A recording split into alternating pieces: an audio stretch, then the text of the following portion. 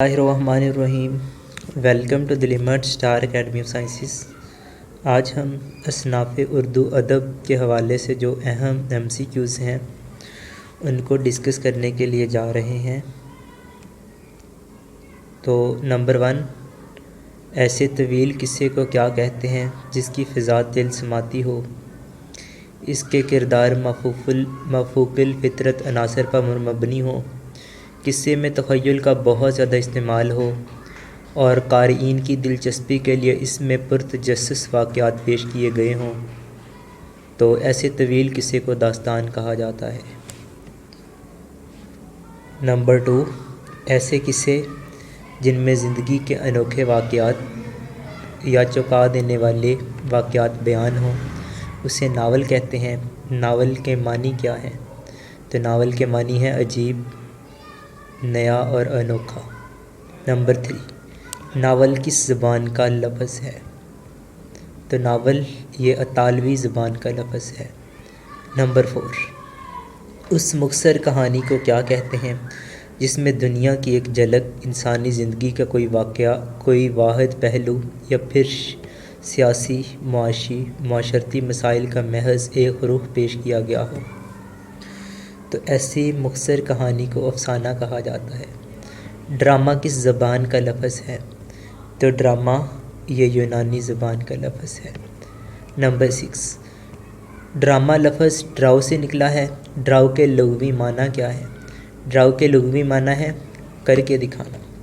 Number 7، نثر میں کسی شخص کی عکاسی اس طرح کرنا کہ اس تحریر سے اس شخص کی سیرت کی تصویر اس کے قد و خال سمیت سامنے آ جائیں، اسے کیا کہتے ہیں؟ تو اسے خاکہ نگاری کہا جاتا ہے۔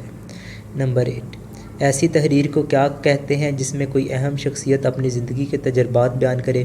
تو ایسی تحریر کو آپ بیتی کہا جاتا ہے۔ آپ بیتی کہا جاتا ہے۔ نمبر 9، جب کوئی مصنف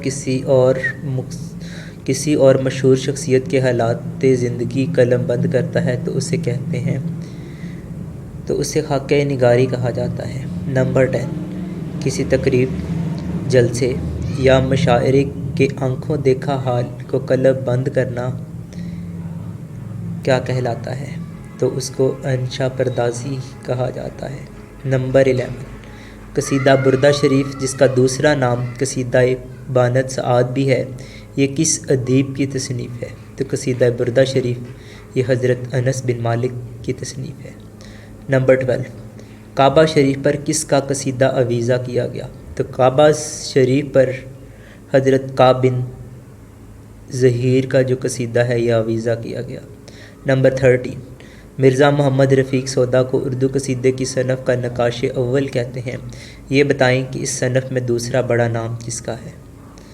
تو اس صنف میں دوسرا بڑا نام ابراہیم ذوق کا ہے۔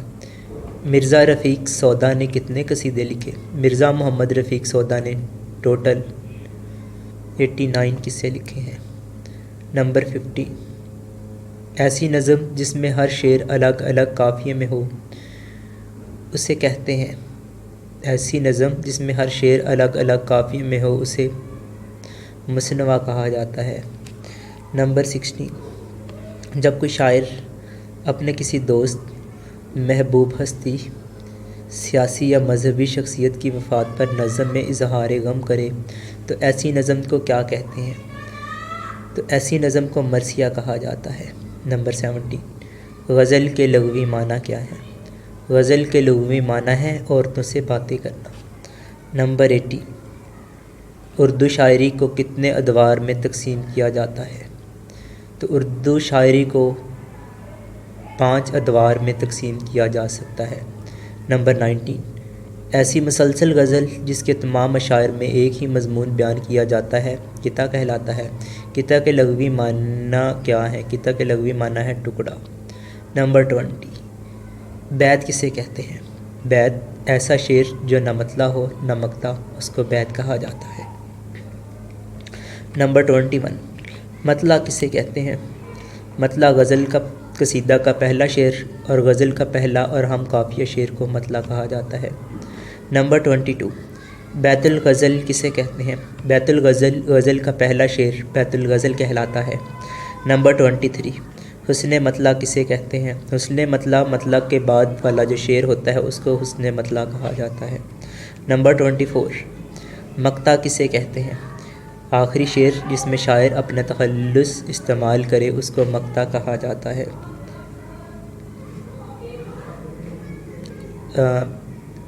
قطع کا جو ایک شعر ہوتا ہے اس کو مقطع کہا جاتا ہے۔ نمبر 25، ایک یا ایک سے زائد الفاظ جو شعر کے آخر میں قافیہ کے بعد بار بار آتے ہیں کیا کہلاتے ہیں؟ تو ایک یا ایک سے زائد الفاظ جو شعر کے آخر میں قافیے کے بعد بار بار آتے ہیں تو وہ ردیف کہلاتے ہیں۔ نمبر 26، شعر میں بے ساختگی کو آمد اور تکلف سے کوئی بات پیدا کرنے کو آورد کہا جاتا ہے۔ آپ یہ بتائیں کہ توارد کسے کہتے ہیں؟ تو توارد سے مراد خیالات یا مصروں کی چوری کو توارد کہا جاتا ہے۔ قطع میں اشعار کی تعداد کتنی ہونی چاہیے؟ قطع میں اشعار کی تعداد 2 سے 15 تک ہونی چاہیے۔ نمبر 28، رباعی کو اور کس نام سے پکارا جاتا ہے؟ رباعی کو چومصری اور دوبیتی کے نام سے پکارا جاتا ہے۔ Thank you very much. Kindly ہمارا جو یوٹیوب چینل ہے اس کو سبسکرائب کر دیں تاکہ جتنے بھی نئے آنے والے ویڈیوز ہیں ان کا نوٹیفیکیشن آپ کو پہنچتا رہے، اور ان ویڈیوز کو اپنے دوستوں تک لازمی شیئر کیا کریں۔ Thank you very much.